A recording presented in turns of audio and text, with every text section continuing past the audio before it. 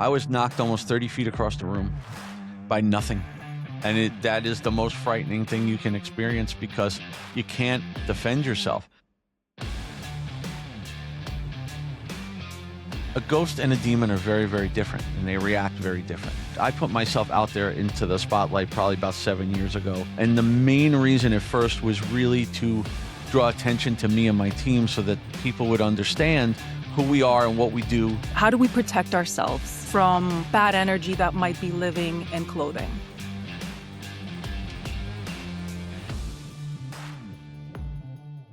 Bill, welcome to the Tapestry Podcast. As you know, this is a fashion podcast. I typically ask my guests questions such as, what's your favorite piece in your wardrobe that you've had for the longest time? I also ask questions such as, what is your earliest childhood memory related to fashion? But today we're going to do something different. You're my first guest on season 2 of the podcast, and you are a world-famous paranormal investigator. Demonologist, we'll dive into that. Researcher and speaker. So I've been looking forward to this conversation for a number of different reasons. As I mentioned in our conversation when we met, I love vintage shopping. I find the thrill of hunting for a unique piece just intoxicating. It's thrilling. I love knowing that I'm being environmentally friendly, and I love scoring a deal. Right. Now, I'm not the only one, because the global secondhand apparel market is projected to reach approximately $350 billion by 2028. It's growing 3 times faster than the first-hand market. Wow. And then I'm just putting this into perspective for my audience before we dive into our conversation, just setting the groundwork for our conversation.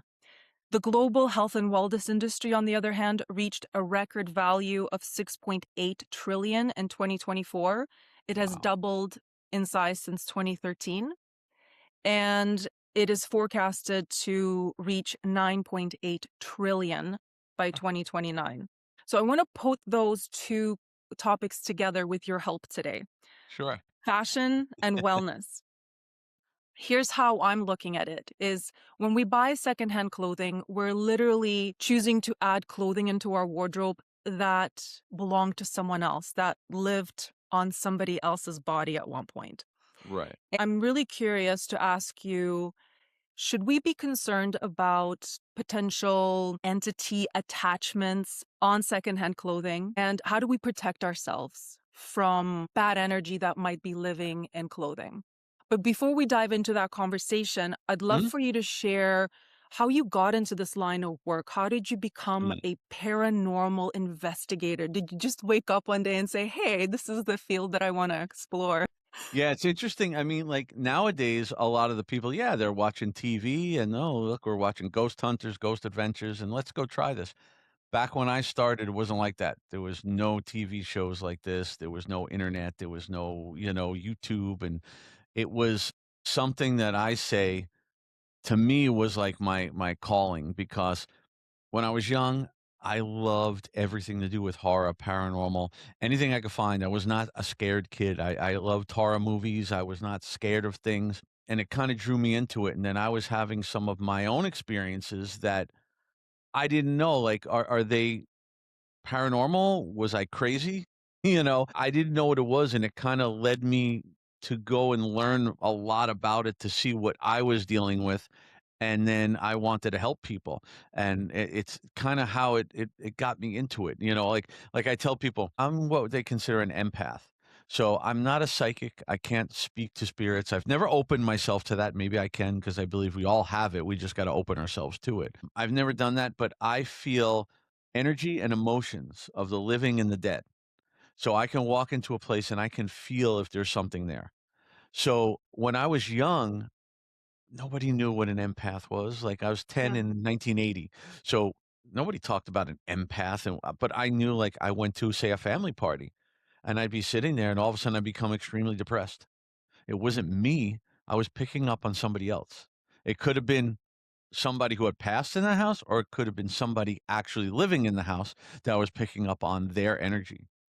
And I didn't know what that was. I just knew I didn't feel right, and I would leave and it would go away. So it was things like that that kind of made me research.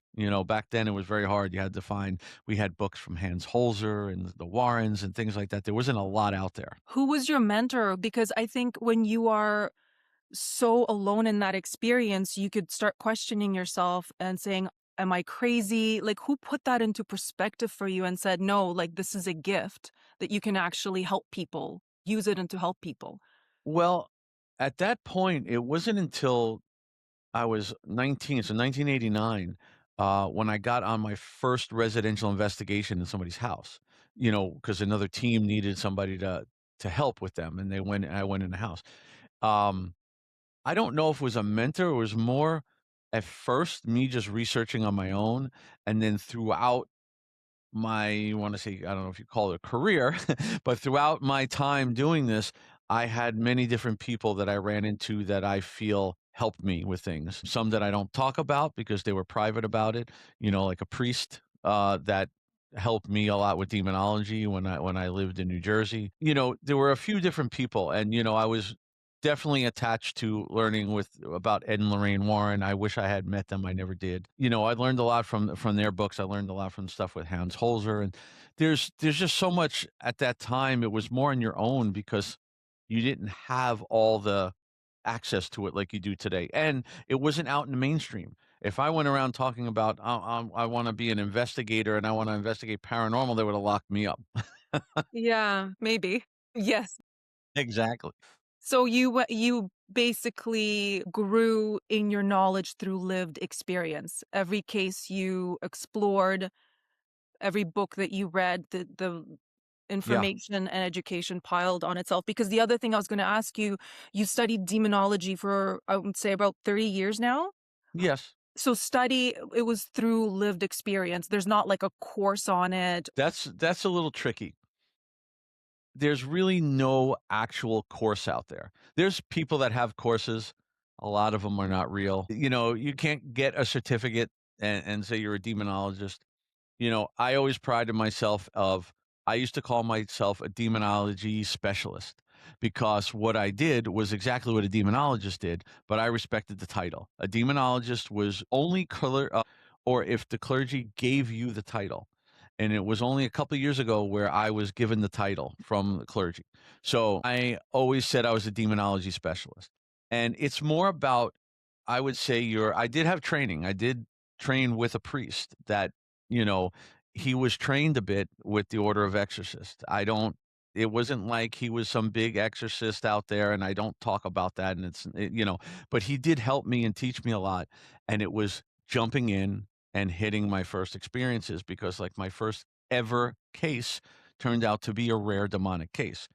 And that's how most people would have probably run for their lives, and it kinda drew me in, made me go down the rabbit hole of what this was, why it was happening, and I just read everything I could find, and I was being brought in to help assess cases. So it became, learned experiences of that. It's a tough one with anything when it comes to demonology because you don't know what's gonna happen when you go in. So to be fully trained, no, I mean, they're more being trained to be exorcists. I don't do exorcisms, I couldn't do anything like that, but I could help assist in it. So it's a little different. But, Yeah. it's a strange thing to try to go down, especially back then, very, very hard to find information. Yeah. Now, when we spoke, you mentioned that there's three kinds, different entities. There is a spirit, there's a demon, and there's another entity. Well, what I was saying, what my beliefs are, and again, this is tough because a lot of it, people believe different things. From my experiences, my training, my beliefs, I say there are spirits, ghosts, and demons. And the difference between them is a demon is very rare. It is not what you see on TV that they're everywhere. They're very, very rare. In my belief as growing up Catholic, I believe that they are fallen angels that, work in a whole hierarchy, with the devil. So that's a demon is something completely separate. A ghost and a spirit are very similar. What we believe is a ghost, they're stuck here for some reason. Whether they're afraid to cross over, they don't realize they're dead, they have unfinished business, something's going on that is keeping them here. Where a spirit, we believe, is somebody who has passed on and maybe is coming back to visit. That's the belief that I have, and from my experiences, that's what I truly do, I've experienced what I believe. Okay.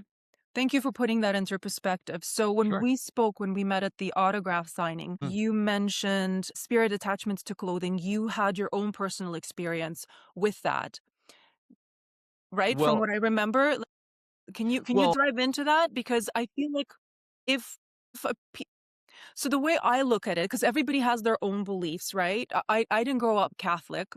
Right. I grew up with grandmothers who secretly prayed because it was Soviet time. You weren't supposed to be religious. You weren't Yes. supposed to believe in God. But Right. I grew up with a deep reverence for something greater than us. And And my studies have taken me to a point where there's this realization that this world is full of trauma. We go through so much pain. If we yeah, look around, there's people are in pain, and that pain somehow physically manifests or it takes on an energy of its own. And so bad spirits or whatever, like from my perspective, are just like that pain, the pain body. right, So if someone is alive and they're wearing clothing and they're suffering and they've got their karma built up, and then someone else starts wearing that clothing, how do we, first of all, cleanse the clothing of that? And right. also, what are the symptoms? Yeah, it's so what happens is when people say spirit attachments, a lot of people believe that means there's a ghost sitting on your shoulders and he's attached to you all day long. It's not always about that. It's about the energy of the person. So your energy, and we're all energy. So your energy can stay on items, it can stay on furniture, it could stay on things. So it doesn't mean it's something actually haunting it all the time. It could be just that energy. If you get a person who, like you said, who's maybe has some issues and they have some trauma and they have some things and they're depressed all the time and they're giving off that negative type of energy, and they have their clothing that they wear all the time, and then that clothing gets sold to somebody else, and that person's passed on, or even it doesn't even have to be fully passed on because maybe they're still alive, but there's just negative energy attached to that clothing. The next person can get that, and it can affect them. It's kind of like the law of attraction, where you talk about, if you're negative all the time, bad things are going to happen to you. It's the same type of thing. If you get somebody's clothing who is negative all the time, that can affect your energy. It can mix with your energy. And Mm, then you might start experiencing some of the things they were experiencing. So I tell people, just like I wouldn't say so much we run into a lot of clothing, but it's more people that have antiques. And some of it winds up being clothing. They buy old clothing too, but antiques in the house, we get cases sometimes we go in and half the house is, stuff that's over 100 years old all over the house. And again, it's keeping energy. You have to cleanse it. We tell people, we teach them using Palo Santo, sage, and your intent. The way that you cleanse is not solely about your religion. It doesn't matter if you're religious, what type of religion you are. It's just your intent of what you want the sage and whatever you're using to cleanse. People use incense, whatever it is, it's your intent of what you want it to do. You want to get the negative energy and negative attachments or anything like that out of it. So going out and buying vintage clothing, vintage furniture is fine as long as you should cleanse it before you bring it into the house or when you bring it into the house, just in case.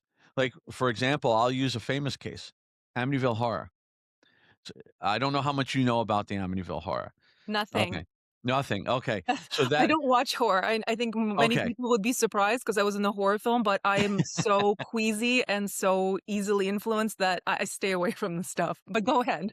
How did you handle all of that makeup that you It was did? fun. It was a playground, but once you watch the movie, it's a completely different experience. Yes, that's for sure. So Amityville Horror was they always say it was a Warren case, Ed and Lorraine Warren, but it really wasn't. They were part of it, but it was a story of George Lutz and his family that bought the house in Long Island, New York, that they were in there for 28 days and they left. And they believe it was a demonic thing that chased them out of the house, and that's what the book was written about and the movie came out and the whole thing. So there's a lot of controversy behind whether it was real, whether it was fake. And, you know, the thing is, from the people I know that were directly associated with this case, I would say it was real. But the problem is what people don't realize, it wasn't fully about George Lutz and his family. Right before he bought the house, the reason he got the house for such a good deal is because the DeFeo family lived there. And Ronald, I think it was Ronald, the son, he killed the entire family in the house, Mm. and he went to jail for that. When they bought the house, they bought most of the furniture, including the beds that everybody was killed in. Beds Oof. had bullet holes in them. Oof. Now, as far as I know, they didn't keep the mattresses, but they had all the bed frames and everything. That is holding a massive amount of energy. Ronald DeFeo used to state that he was, possessed by the devil. So was it the house? Was it stuff that was attached to the house? I have no idea.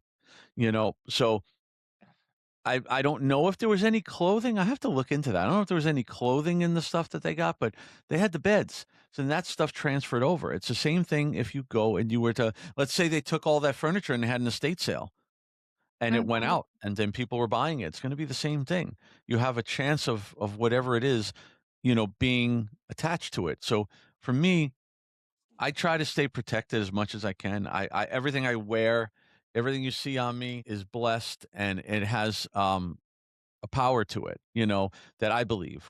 I also, when I go into a case, I say, for me, Catholic prayers that I use to kind of help protect me. I brought this to show you. I have two things. I have my grandmother's cross that to me, I always feel is a protection because I feel she's watching over me. And then I have a Virgin Mary medal that was given to me.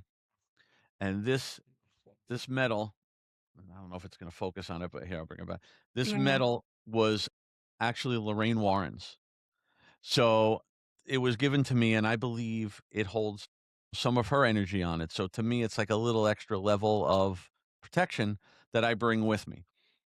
You can have as much protection as you want, it doesn't always work. There's times I've had attachments on me. The one we were talking about was, I guess I wouldn't know if we could relate it to clothes, but there was a thing in Florida. It's a little city called Casadega. Casadega is considered the psychic capital of the world, or at Mm. least of the country. It's a very small city that has, I'd say, probably 90% of the city are psychics. So you could go in there and you could just go from house to house and get readings. They have like ghost tours. They have all different. It's a very spiritual town. Small Wow. town. Yeah, small town, a little northeast of Orlando. And one year I was on my way up to St. Augustine for vacation. And I stopped in Casadega and I went to what's called inside the cemetery is a thing called the Devil's Chair. Now, these were like chairs that were put there back in the day, this is an old cemetery where I guess grievers could go and sit in this little stone chair by their loved ones to talk and whatever. This thing's got a life of its own as the devil's chair. If you sit in it at midnight, the devil will whisper in your ear. If you leave cans of beer unopened, they'll be empty the next morning without being opened. Like a lot of, legend and lore to it. I just wanted a picture. I went and sat in a chair. Now, the thing is, I'm always very protected, except when I do stupid things like this. Then we just don't think and we just do. And I just sat in a chair and I took a few pictures and there was a little doll in the corner of the chair that was all hunched over. So I grabbed the doll and I straightened it out. I figured I'm just making the doll better. I don't know if it was from that. The person that was with me was like, why in the world would you touch that doll? And why sit in a chair? Because it's not that it's the devil's chair, but all the people and their intent sitting in that chair brings their energy. Whoever put that doll there, we don't know what it was for. Maybe it was for a ritual. You have no idea. But I touched Mhm. it and I left there and headed up to St. Augustine, which is only another hour and a half. On the way up, I got deathly sick. I was sick my entire vacation. I went to the urgent care. I didn't have COVID. I didn't have the flu. I didn't have a cold. They could not find anything wrong with me, but yet that's what it was like. It was like a bad flu. And then you start having bad luck. And I had that for the whole week I was there, another week when I came home. And it wasn't until I went and got cleansed and blessed by a priest that it went away. I've had them a couple times. I don't have them as much as people say they get them, but I've had them a good handful of times. And you won't know because you think you're sick. Most people probably wouldn't even know. Yeah. I was gonna say that because some people are like, "I'm so tired. I don't know what's going Yes. on, what's wrong with me," but it might be a spirit attachment.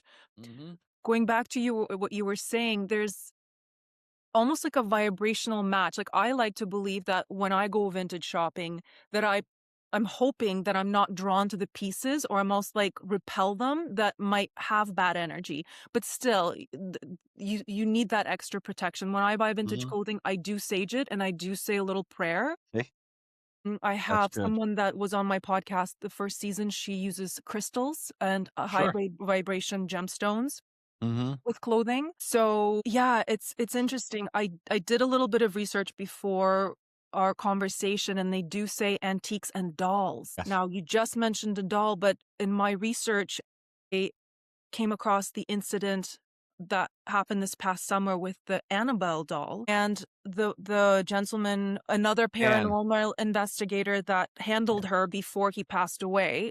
Did you Dan know him? Dan Riviera. I've never met him. I know who he was. We work with a lot of the people up there. Like one of our spiritual advisors for my team is Father Bob Bailey, who's the one that goes around with Annabelle and blesses Annabelle. Now, here's what I'll tell you about that. It's a tough thing. There's a lot of people that are going to blame Annabelle and blame the whole thing. I don't believe that. As far as I know, he had some heart problems. It's not for me to say. I don't really know 100%, but I don't believe it was that. Dan was used to handle Annabelle all the time. He was a caretaker for Annabelle for a very long time.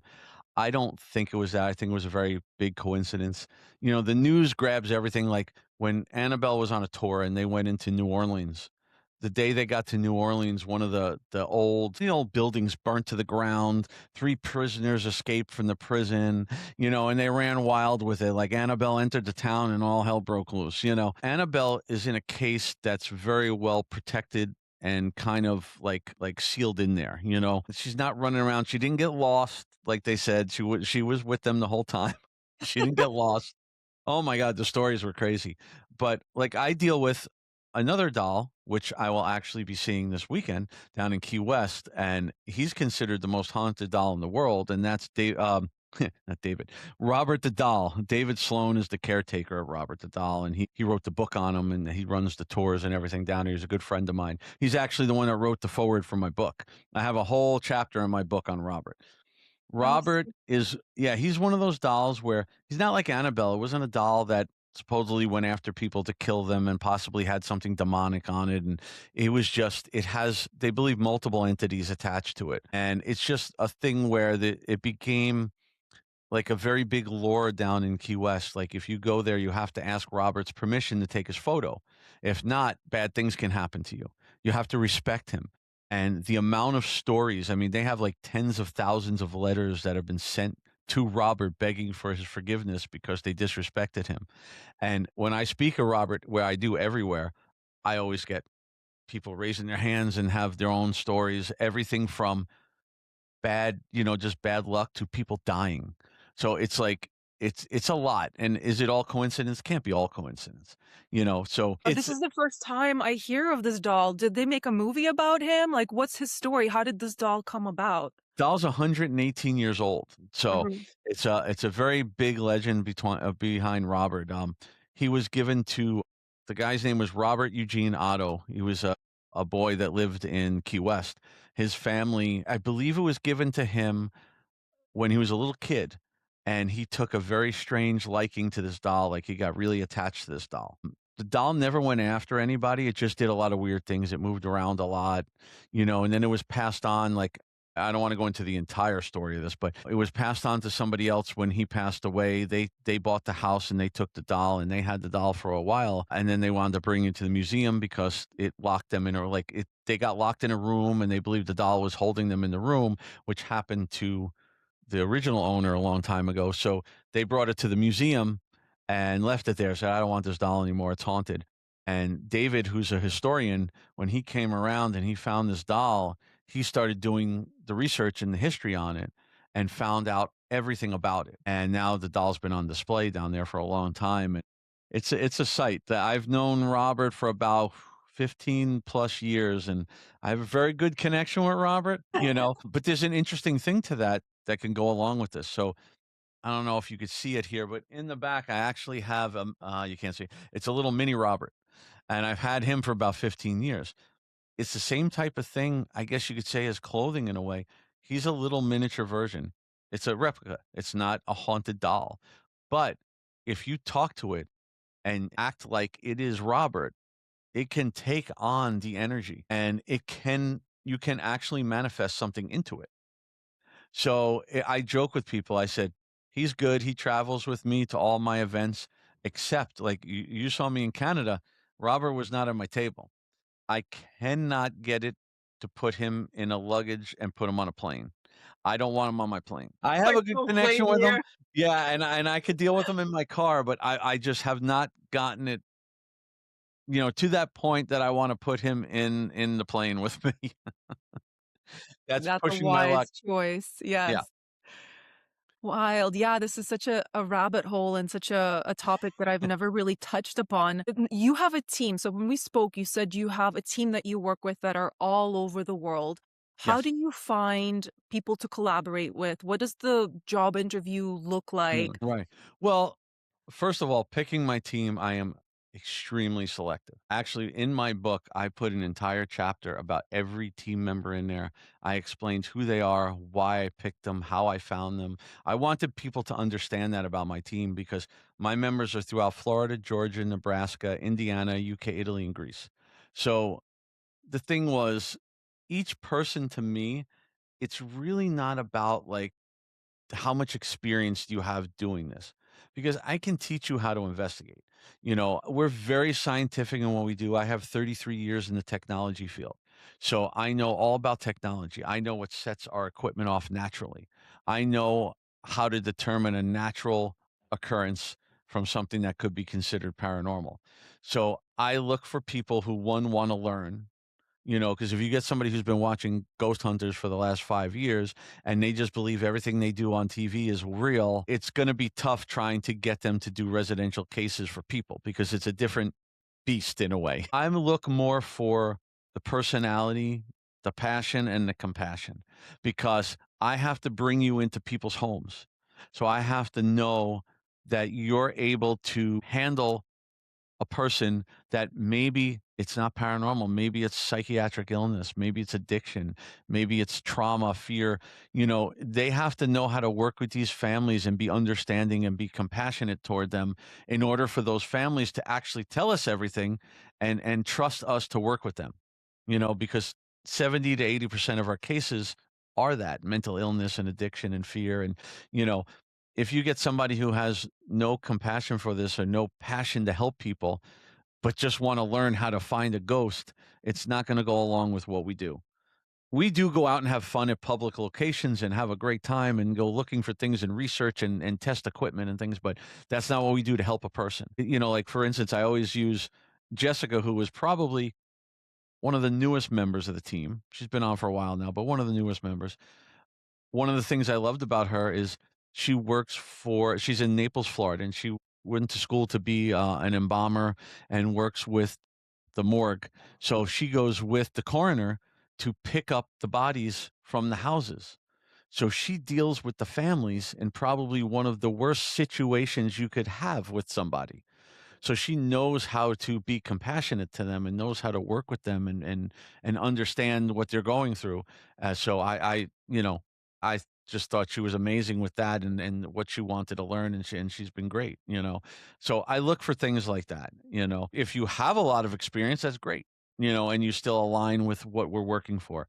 I just look for that because our main goal was always to help people. It wasn't about fame. It wasn't about that. I put myself out there into the spotlight probably about 7 years ago. Uh, and the main reason at first was really to draw attention to me and my team so that people would understand who we are and what we do so that we are really there willing to help them because sometimes we go in and the hardest thing we deal with is trying to explain to somebody that they don't have a ghost and they're Mm. not being haunted because they don't want to believe us. They saw it on TV and they believe it and it's They don't see us on TV every week, so they don't believe we're people that know what we're talking about. That's the Mm, tough part. TV, I love it. There's 2 things. There's paranormal entertainment and there's paranormal. yeah. And, and it's understandable. I love the TV shows, you need drama for them. It's how they sell. They brought it into the mainstream, which allows us to sit here and talk about this freely and not be locked up. But on the other side of it, it has confused people a little bit. YouTube channels, every day they have demons, and it's not how it is. Demons are very, very rare. I've been part of 7 confirmed demonic cases in well over 1,000 cases. So it's a rare thing, but it is there. Mm. So take me through the typical phone call from a client that actually does result in a demon sighting. Those 7 that you came across. We'll take the 70-80% and put it aside, and we'll focus Right, right. on that. So the Okay. call comes in, whether it's a referral through someone. What do they say to you, and what's the first thing you do? Well, there's 2 things. I'll split it up. So if somebody comes through to our team, I have on my website, I have a investigation request form. It is a very long form. And it's done like that on purpose. One, we wanna know as much as we can from the beginning, and we also know if you take the time to fill out this form, you're serious, because we do get a lot of people that just want the ghost hunters to come over to their house and investigate. So we try to weed them out. But, the form asks a lot of questions, a lot of personal questions. So when we get that form, it'll go to my admin team, and somebody will send an email to that person to set up an initial call with them. We have a lot of documents they have to sign before we'll even talk to them, because there's a lot of people out there that, you gotta be cautious. We have confidentiality forms, we have non-disclosure forms, we have all types of stuff because we're not here to put their info out there, and we don't want them putting us out there. So, we gotta get everything together, then we get them on a Zoom call with a team. I pick, like, 4 or 5 members of my team that I think are good for this case, and we put them together on a Zoom call, and that's the initial call to find out what's going on. Now, with those 7 cases that you're referring to that were the demonic cases, those are different because every one of those came to me through another team. Another team was investigating, came across things they couldn't explain and didn't know what it was and needed help. So I get called in to help assess what it could be. Those are different because those are the calls usually from the team or the clergy, and they're telling me what happen, what they experience, why they want to be assessed to see what else it could be. Um, and then I'm brought into the house to go check it out and do my tests. We have a lot of things that we can do to test. Like a ghost and a demon are very, very different and they react very different. A ghost or a spirit can't really harm you. We don't believe they can harness enough energy to do much. They could touch you, they can knock something off the counter, but they can't knock you down really. Or I mean, maybe if they push you and you're going down the stairs, maybe, but they don't have we haven't we haven't seen a lot of power where they can do something really bad, to where a demon has power that surprised me. Like, when I went into those cases, the things I saw in those cases are things I only thought I would see in movies. They haunt me to this day, honestly. Wow. I will never forget those cases as long as I live. And there's things on there that I never thought I was going to get through in those houses. And I tell people it is real, but it's rare. So the difference is, like, if you go into a house that has maybe a haunting, a ghost, or maybe there's residual energy in the house, we also use I go back and forth. If I go all over the place, just let me know. That's okay. I'll ask questions to put you Yes. back on track. Yeah. Another thing for cleansing is we use singing bowls. A I lot of was gonna teams don't ask. understand about energy. We use singing bowls. Um, so when we go into a house that we feel maybe there's something paranormal in there, we'll use very few pieces of equipment in a person's home because a lot of that equipment is flawed, and it can be set off by many natural causes. So we don't use that. It's a little, you know, we don't trust it. So we'll use only like audio, video, and environmental stuff, things that do like temperature changes, humidity changes, vibrations, things like that. Some EMF, we want to know if there's EMF energy in the house, but we don't walk around with a meter in the house going, ask a question and see if it's a yes no answer. We're using it to get baseline readings around the house of where the energy is coming from. Okay, it's coming from the air conditioner. There's energy coming from the Wi-Fi, so that we could see, because that energy can cause things to be considered paranormal. That if you have a lot of EMF energy, it can make you hallucinate. It can make you see things. There's a lot of weird. That's why they tell you shouldn't really have stuff charging next to your head at night, which I do. I have like 3 phones and 2 tablets on my nightstand. It's not good. But so there's a lot of things that you do for a ghost. You want to see, what you can get there, what kind of energy you can find, maybe use some recordings, things like that. Now, if it's believed to possibly be demonic, demons work differently. They'll mimic ghosts. So they'll make a little noise, they'll do things. That's how they get you to acknowledge them and kind of invite them. So they'll knock on things, they'll make noises.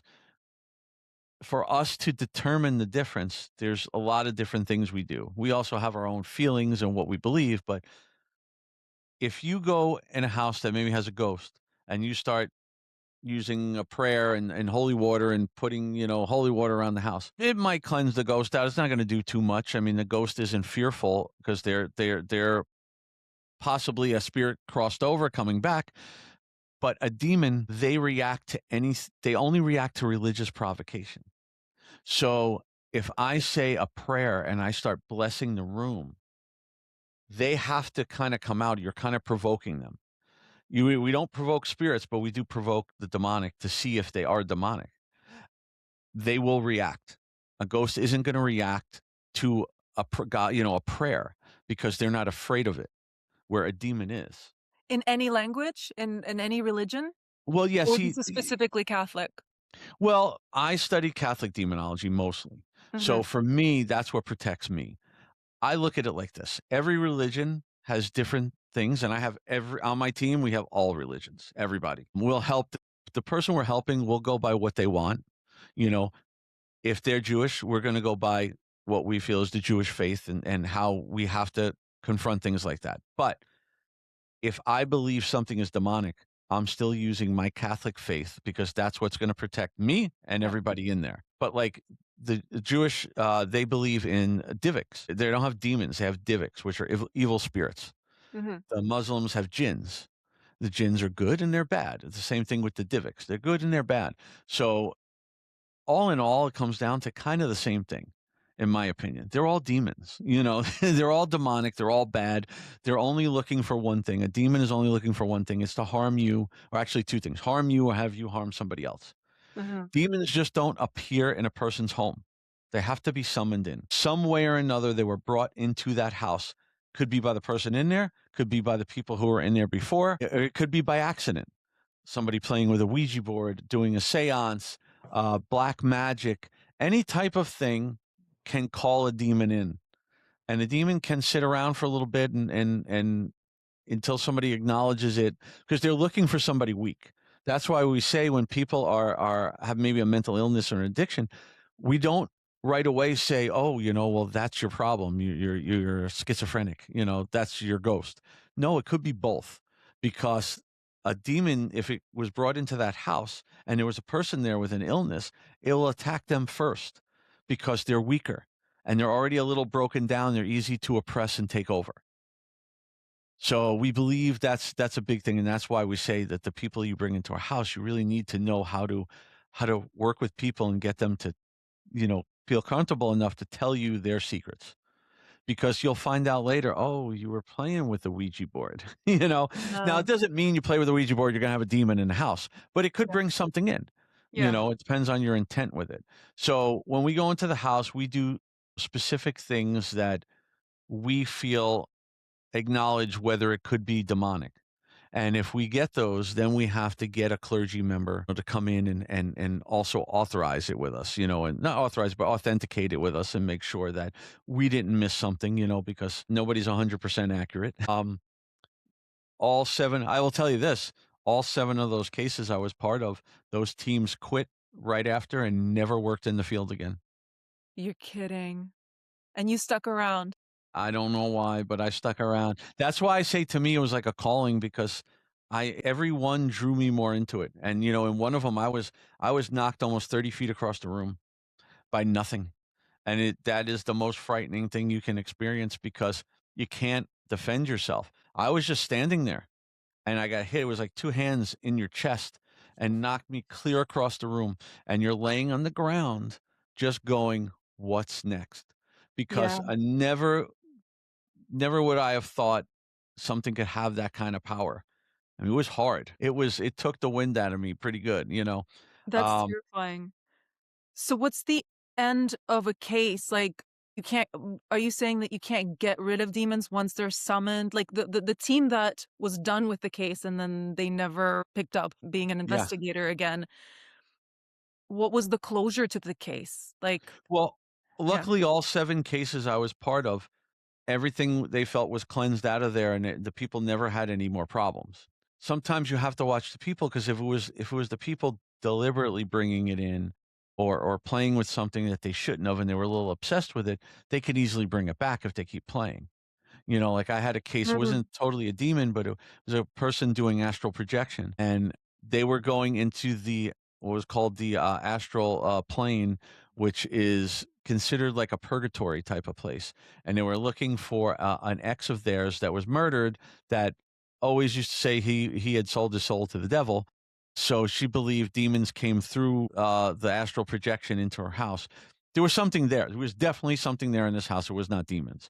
But I had to keep going back because she kept going and doing it. So she keeps Oh, doing it, she keeps bringing something back. oh, So interesting. right. So luckily with those cases were more frightening. Those families never whatever it was, never did anything again to bring it back. Mm. As far as I know, I mean, a lot of them I haven't had contact in a while. They're from a long time ago. But, you know, it's very interesting. The other team members from the other teams that were part of the case. The thing is with a ghost, yeah, you can be affected. You can be affected by the families, but when you leave, the most thing is maybe you have an attachment on you, maybe something affects you for a little bit. But with a demon, it can not only go to you, it could go through you to your family. So a lot of them don't want to be involved in it because the same thing. They are honestly so rare. I see maybe more than most people because I was called in to help assess them. But you just walking into a case and finding a demonic case is extremely rare.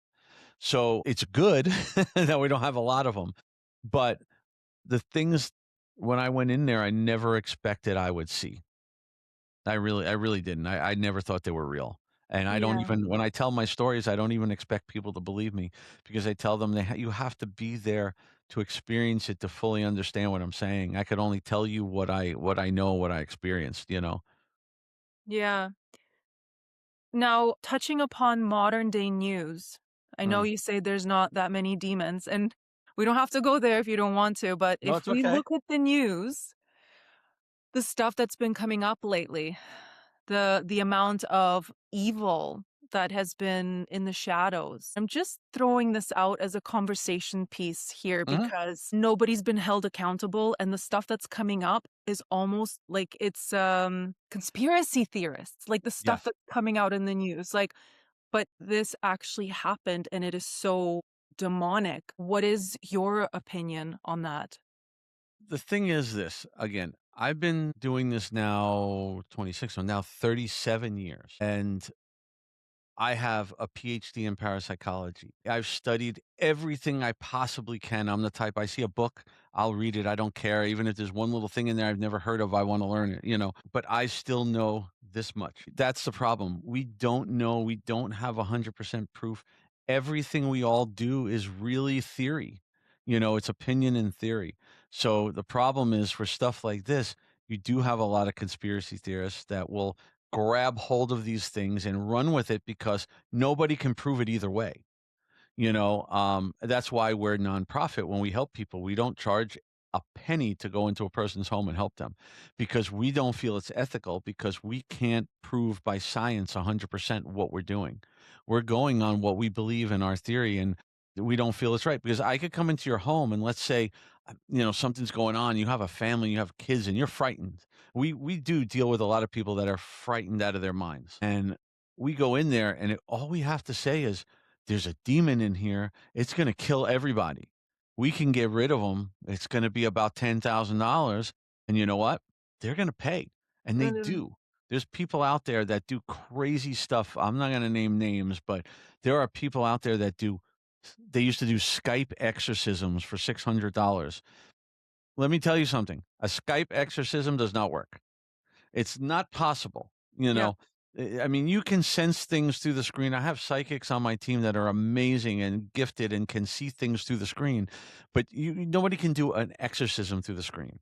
And then there's deliverance ministers, which a lot of them are very great and they can help doing, deliverance prayers over somebody.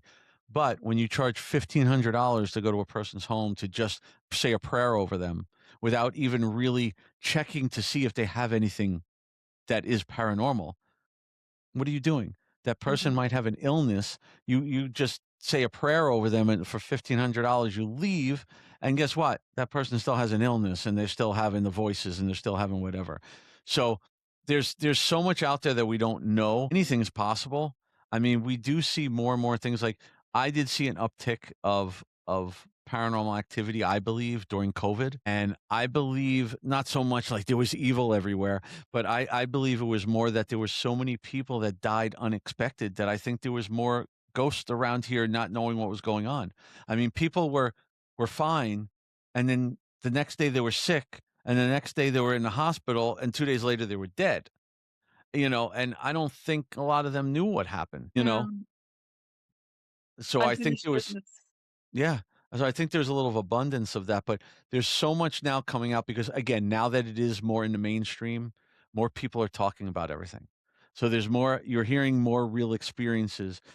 You're also hearing a lot of fake stuff too, but you're hearing a lot of experiences. You watch these YouTube channels and TikTok and all that, and there's some very comical stuff in there. I'll say entertaining stuff. It's very entertaining, but it drives people to the other side because let's say they have an illness or they don't. They're just somebody who believes everything.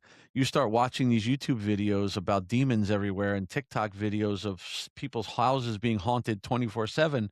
Every noise that person now hears is going to become a demon and energy. And I mean, 80% of our calls are, I have a demon. It's not even a ghost anymore. It's a demon. So yeah, I mean, I believe that that energy is out there and those things are out there. And uh, there's a lot going on that I think we're going to be seeing more of here and there because it's coming out in the open. I don't know if it's just more evil around the world or what's going on, but there's definitely more energy being moved around out there that's causing issues. I mean, I'll Mm. say it even in myself. I had a very rough year last year. Last year was a very tough year for me, with a lot of things, and I don't know what to blame it on. Yeah, You know, no. Yeah, I agree that's the with other you. thing. That's the other thing I will tell you. Everybody is having issues. Everybody's having problems out there, whether it's work, money, family, all different things. A lot of them do look for something to blame. It's just like in their house. It's a lot easier to say my child, there's a ghost around them than to say my child might have a mental illness. It's very easy to say, I'm not feeling well because there's bad energy in the house, not what I did that caused that bad energy. They're all looking for an excuse at times, so that definitely comes up a lot. Yeah, I'm glad you touched upon that because I was gonna ask you, like, do you feel like there's an uptick like, you've done this for so many decades. Is there more of it now? Do you see more of it? And you answered that question for me. I like to believe that there's a saying that it's darkest before dawn, and I Mm, think there's just been such a great awakening, especially during the suffering that COVID caused because everybody was in lockdown. There was just so much isolation and so much pain and yes. so much loss that people just cracked. And when we crack, there's an awakening to the truth behind life, to Yeah. what's important in life. Yeah. And Absolutely. I don't know if it's evil entities or evil or what you'd call it, but just that darkness is just trying to keep hold. And Yes. because it's becoming lighter, we're awakening, it's like fighting for its last breath. That's what I'm hoping is going on because Yeah. what we're seeing play out, like it's just exhausting to People watch. right, like you Yeah. said, people were trapped in the house. They were trapped in the house for a while, and you have now a lot of energy. You have people in the house who are now starting to argue with each other. The negative energy's coming out. They're getting stressed. Nobody knows what's going on. They're hearing people dying. Somebody coughs. Everybody was freaking out at first, Yeah. and it also, there's a lot of people now that are stuck at home. Well, what do we do? Okay, let's put on the TV and watch 18 hours of Ghost Adventures, and now every little sound in the house, they're starting to notice everything because they're trapped in there so much with nothing to do that they're hearing every noise. And the other thing is, it's now cool to have a ghost. So, everybody wants it. I mean, I see people disappointed when you tell them it's nothing. Oh, It's wow. amazing. Yeah, it's amazing. Everybody there's 2 sides. Everybody either wants a ghost or they wanna be the one to capture the ghost on film. And then when you try to tell them that's not a ghost on film, they get very angry. Oh my goodness. Very if you saw I backed away for a while, but I used to go on a lot of Facebook groups, and, these groups have hundreds of thousands of people, and people post pictures all day long asking for advice. "What is this? Do you know what this could be? Do I have to worry?" So I go in there. I'm very professional. I'm very educational, explaining that this is what caused that picture to look like that. May not be paranormal. This is why. This is how to avoid it. This is how to check. This is how to try to replicate it. I try to give them a lot of stuff, and I just get ripped apart because they're mad now because they just want it to be a ghost. And again, with my decades of technology experience. I'm an IT director. I'm a specialist in CCTV cameras. So I know what causes the orbs, as people call them. And when I discredit their orbs, they get really pissed with me, and I try to explain that there are real things called well, they call them spirit orbs, but an orb was a term that was coined after the birth of digital cameras because the flash on the camera was too close to the lens and it created the flash Mm. reflected off the object in the air and back onto the camera, and that's what caused these orbs, bugs, dust, all kind of things. And back in the day, we called them energy balls or spirit balls because I've seen 3 real ones in my lifetime, and they're very different. You will see them with your eyes, and when I tell people, then they get really pissed because they believe they have grandma, in their house on a little, circular thing in the corner of their room, and they get mad at me and call me all kind of names. I wonder if it's worth writing a book. People who see ghosts and just the psychological reaction or the emotional reaction to knowing that it's not a ghost. It's almost like my ex and I started an online magic school. He's an Mm, award-winning magician, and the stories I hear is like you can tell a lot by how a person reacts to a magic trick. Some people laugh and they're like, "Oh, this is so great." Some people are like, they turn into kids. They're like, "Oh my God, right. do it again." And there's some people that actually genuinely get angry and actually have like slapped him before. It's like, "How Yes. dare you? How dare you fool me?" So like you could It, see a lot about a person's personality based on how they respond to a magic trick. And I imagine the absolutely. same thing with a ghost. I What do you mean I don't have a ghost? I love magic. I Oh, do grew up you? around magic all my life. I love it. I used to go see all the shows, all the famous magicians and everything. And it's Yeah. funny because, you know, a lot of stuff they do sometimes with the paranormal is like magic tricks, in a way. Because what is a magic trick? A lot of it, I'll tell you, the worst thing I ever did was get into magic and start Oh, going and learning the tricks. oh, It because then killed that me. But once yeah. you Now learn you it, know. I like some of them, I was like, "Oh my god, this is the coolest thing I've ever seen. I gotta figure out how to do that trick." And then when I learned, I'm like, "Are you kidding me?" Because It's that simple, 90% 90% right? of magic is so obvious, it's just misdirection. Yes. And being a good enough storyteller to get people to not pay attention to what you're actually doing. Yes. And some Misdirection. of the people on YouTube and TikTok and stuff, it's a lot of what they do. I think they combine it in a way. There's a lot of misdirection. Like I remember, I'll tell you a quick story with that. When I worked in New York, I used to work in the World Financial Center years ago as an IT director. And I used to go out to lunch every day in Lower Manhattan, and you had people all over the place. There was things going on everywhere, on every corner. And there was this old guy. I would say he was about in his 80s, and he would put his table up every day and do magic tricks. And he was fantastic. He must have been doing it all his life. He was so good at storytelling that even me, who knew a lot of what he was doing, I kept missing it. And it kept pissing me off because I would go and I'm like, I want to see. And he would start talking and it would mesmerize me and I would forget to look. And then one day I just backed away so I couldn't really hear him much. And I'm watching. And he did this trick where he was talking about a penny. And he made this whole story about the difference of how much a penny was worth in his day. And he was going through this whole thing. And as he talked, you just focused on what he was saying and you weren't really paying attention. And he would go from a penny to a little bit bigger penny to a bigger penny to a big that was just coming in his hands to at the end, there was a penny this big just sitting on the table right in front of you. And when I backed up and I watched him from far away where I couldn't hear him, I watched him as he was talking just pull that thing out of his pocket and place it on the table with 40 people standing in front of him, and nobody saw him put it on the table. It's amazing. So, It is amazing. I'm glad we touched upon that topic because in the magic world, there's a lot of skeptics. So yes. there's a skeptic society. Are paranormal investigators part of the skeptic society too?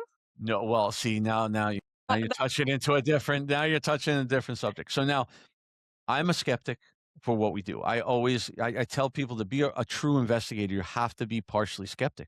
You know, when I go into a house, I go into a house thinking there is nothing there. I need to prove the paranormal. I don't need to prove if they hear a noise, I want to find the scientific reason for that noise so that I could eliminate it Hmm. to get to the stuff where we can explain and then we dive into it.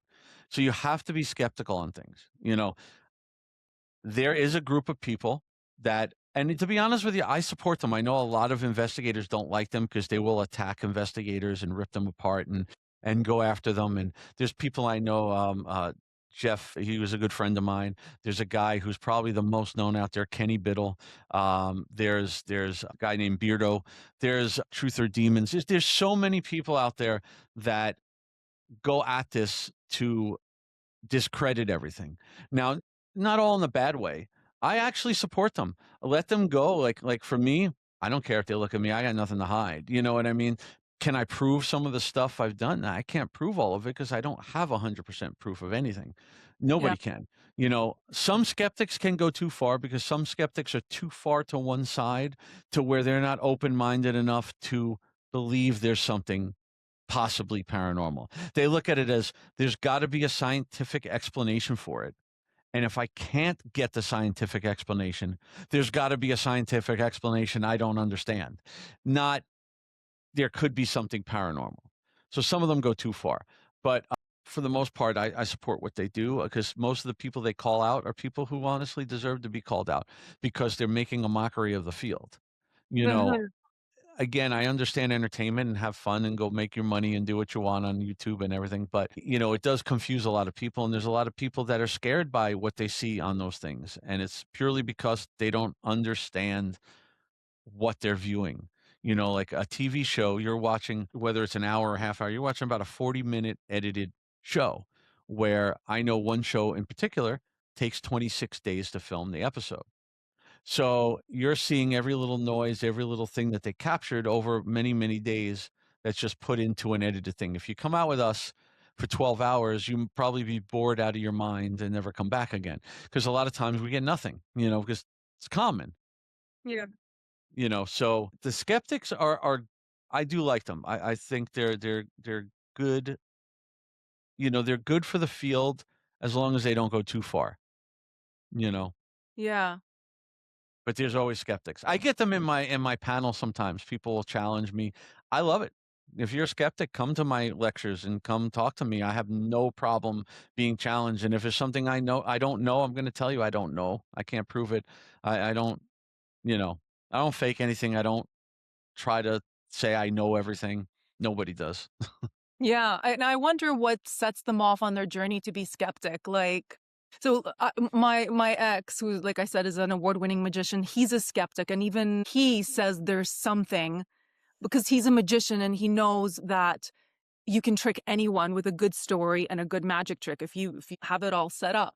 But his dad passed away when he was 16, and he went on a vacation with with his family, and there Mm, was a woman around him.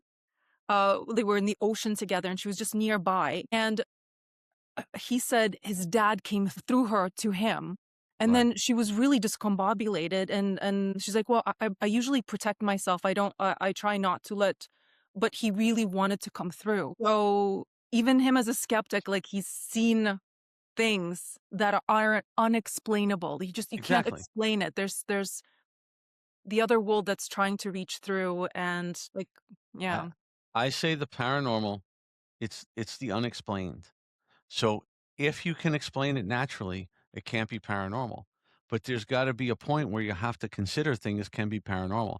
Like one of the things in my book is a very personal story that I tell a lot of my lectures. I've had skeptics come at me with it a little bit. You know, it was about my grandmother. My grandmother, oh, this is the Italian side of the family. She lived with us. She raised me as much as my mother did. So to me, she was like a second mother. When I was younger, I mean, I was, like, early 20, like, around 20, 21, she got cancer. She got sick. I knew she was sick. Never thought this is my grandmother. I never thought she was gonna die, you know? I remember one night I went to sleep and, we all lived in the house. I went to sleep and I had this one of those vivid, vivid dreams that is not to me, is not fully a dream, you know? I saw her and she came to me and she wasn't sick. So she looked before she got sick, she looked very healthy. She came up to me, she hugged me, and she was like, everything's going to be okay. I'm coming here to say goodbye. I just want you to understand. And, I'm crying in my dream. I was hysterical in my dream. And then I woke up because somebody was shaking my arm. It was my mother. And I woke up and I was physically crying when I woke up. And she said, "Your grandmother just passed away downstairs." So there is nobody that can ever tell me anything different that was her, coming to say goodbye. Now, the skeptics, and I've had people come at me, the skeptics will say, well, she was a big part of your life. You knew she was sick. Your subconscious knows something's wrong. Yes, that is very true. Our mind can play a lot of tricks on us. That's like with the orbs and all that stuff. We have a thing called pareidolia. That's how you see a face in a cloud, a face in a tree. And, our mind plays a lot of tricks on us. But there's no way that it just decided to play a trick on me the minute she died. It's too much of a coincidence for me. Nobody can tell me any different, yeah, and I've been told by many people that that's my main guardian around me, and it's people who did not know me, did not know her, did not know anything about her. So there's a lot of little things like that that the skeptics will go just only one side and will not believe anything otherwise. So, but yeah. they're good to have. They are good to have. I support They them. keep it in balance, yeah, because it's very sad when people are taken advantage of and are so fearful and so confused, Yeah, and they want to get to the bottom of what's going on, and then some person pretending to be an investigator comes in and takes thousands from them. Like, I guess right. that is needed there for protection. What a wild conversation. We went in so many different directions here today. I really wanted to learn about vintage clothing and how to protect ourselves from bad entities, and we dove in so many different You directions. I love to close up by saying life is a series of moments that are woven together to create a rich tapestry. Thank you mm, for sharing your tapestry and your sure. brilliance today. Um, Thank you for yeah, having me. it was good to see you again. It was really lovely Yes. meeting you at the autograph signing. What's next for you? Are you writing another book? Are you doing a podcast? What's in the stars? Right now, I do have a few things coming up. Well, the books, yeah, I do have a few that I'm working on in the background. We're gonna see what comes first. I'm not sure. um, but I have this weekend. I have an interesting thing that I can't say too much about. I'll just say I'm going down to see Robert the Doll, and it Yes. will be something in the near future that everybody will be able to see. Um, Yeah, and then Sunday, I do have a book signing down there while I'm in the Key West. But next month, I have it's called Sunrise Comic Con. It's a little one-day Comic Con here in the town next to me. Really great show. I have a panel at 2:45. It's a really good place. I like that. But the week after, it's March 19th to the 22nd. That's the big one. I'm at MegaCon in Orlando, Florida. That's a 4-day massive convention. It's one of the biggest in the country. They probably have like 200,000 people a day. It's insane. It really is. It's a big event. It takes a lot out of you. I have 5 panels throughout the weekend. I'm going to be there with me and then also with my team. We have 40 feet of space they give us. We have Wow. two huge booths. We're gonna have everything on display, our equipment, everything. We get a massive amount of people there. Yeah, I'll have my books there for sale, and Oh, that's amazing. that. Well, this episode will come out before then, so whoever's watching it is Good. interested, pop on by, go see Bill. I have one more that's really big. Tell And me. everything else, that's the big one that's confirmed right now. After that, I have a lot more, but I just not confirmed yet. But in July 1st to August 2nd, the first ever New Orleans Paracon, which is a big paranormal convention in the French Quarter of New Orleans. This is going to be amazing. I'm can't wait for this one. I'm flying in there, and we have what I like about this is it's not going to be like a normal paranormal convention because they're Mhm. doing workshops. Only panels are actually. I'm going to be teaching a class 2 days, teaching people how to actually conduct residential investigations in a person's home. So a Nice. lot of their stuff is workshops teaching people. Is this the first Demonics, time you're doing this? that's the first time, yeah, I'm teaching Yes. like that.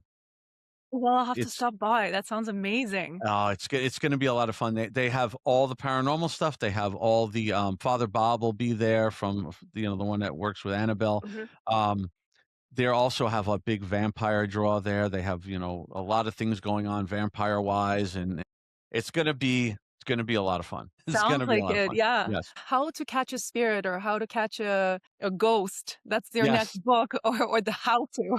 Right? You're gonna And get then into the how to genre. and then the whole yeah, exactly. Can I add one more thing that I completely forgot? Yeah, please. If if anybody's interested in my book, Yes. it's backwards there, but it's called Living Life Haunted. You could get it off of my website autographed, or you could get it off of Amazon. And it's a big book. It's 364 pages. It's a lot. It's a lot of stuff. I didn't want to make it just a book of cases. I wanted people to know what it's like to do what I do. So it goes into a lot of personal experiences, things we talked about, cases there's demonic cases in there. There's things about how I put my team together. There's things I go through outside of a case, what happens when things follow me home, all kind of stuff in there that is it's my autobiography of my life in this field. I So, love it. the only other thing for me is just my website is billslevin.com. It always has what I'm doing, and anybody that wants to book me, you can see the information on there. My manager's name is Asia, and it's Asia at methodical.com, and she's on my website too if you want to book me for anything. But that's usually I have everything on there, and Facebook are the main places. Nice. Thank you for sharing. Thank you again for Thank you sharing your so much. expertise today. Yeah, Yeah. I've been looking forward to this for a while. Me too. Yeah. We met back in October and I'm like, we're going to do it. We're going to do it. And then, yeah, We finally. could Yeah. we could go on and on. Believe me, with this subject, you could have hours. I believe it. I believe it. Yeah. So I'm going to leave the audience by saying sage your clothing, stay positive, do your prayers Yes. or meditations or affirmations. Mhm. What else? Whatever. Singing bowls, surround yourself with high Yes. frequency music, high frequency food, positive people, positive environments, Yes. and trust your intuition. Trust your guidance. If something feels off, just don't touch it. Don't touch any strange Absolutely. dolls. Don't do what I do. Anything to add to that, Bill? Well, yeah, I tell people too, it's not about if you're religious or you're not, or it's whatever you believe in is what's gonna help guide you and protect you. It doesn't matter your religion, doesn't matter whatever, just if your religion doesn't understand cleansing, it doesn't matter. It's your intent that sage doesn't do anything without your intent. It's just Yeah. smoke. You just run around the house with sage, not gonna do anything. So like you said, trust your instincts. Use your intention to get what you want and to fix what you want. And yeah, the singing bowls do definitely cleanse energy really well. Beautiful, beautiful sounds. Yeah. Yes. Yeah. I had a podcast with a girlfriend called Rise Up and Fix It, and we had a sound healer on. And he Mm, talked about how we have this biofield around our body and it gets tainted with bad experiences. And sometimes you just yes. need to cleanse it and sound does that. So I could see how a singing bowl in the spirit and ghost cleansing and And demon hunting can help out. yeah. I'll add one more thing to that, and this is not only solely on the paranormal side. If for people out there listening, if they're having some trouble in their house, maybe with their family, their kids, their husband, their wife, whatever it is, and they're arguing a lot, cleanse the house because Mm, that energy will change it. We've actually gone into people's homes that believed they had paranormal. Some even did, and they were fighting a lot, fighting constantly. Like the person that had I was telling you that was doing the astral projection, she was like 20. She was fighting with her parents like crazy. The second time I went back there, the father came outside with me and was thanking me so much. He didn't understand totally what I did, but he said they stopped arguing. The arguing just stopped because we cleansed the negative energy out of the house. The energy feeds off of that. If you're having a mm, lot of arguments, cleanse the house. Use a singing bowl, use some sage, use some Palo Santo. Cleanse the house to shift the energy. Just like you said, put some positive music on, put some uplifting stuff on, put a comedy on, do something that changes the energy in the house. And it can actually change the actual attitudes of the people. yeah. Yeah. We can empower ourselves. Yeah. We are stronger than the spirits, Yes, stronger than the ghosts. Thank you for exactly. adding that.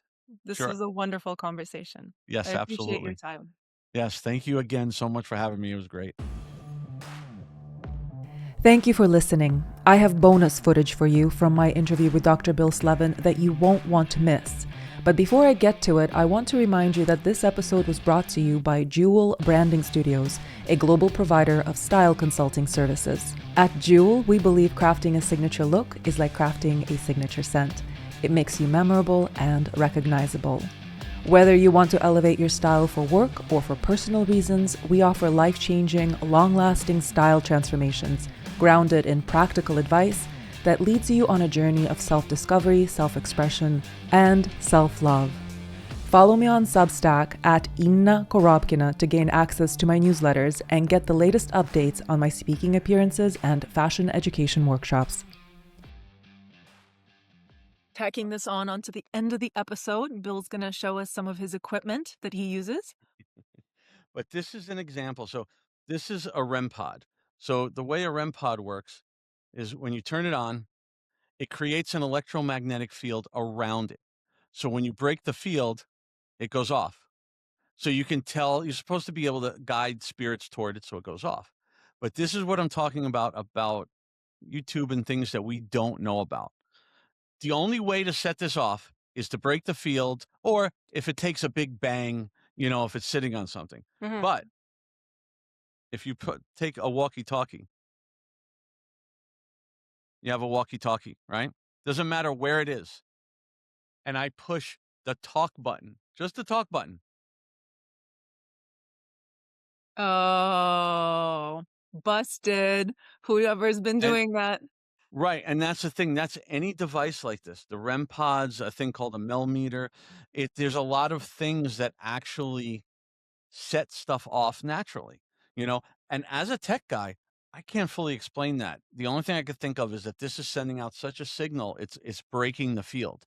But I did this showing somebody on a ghost tour, and I had things all over the room, and we hit the walkie-talkie, and the room lit up like a Christmas tree.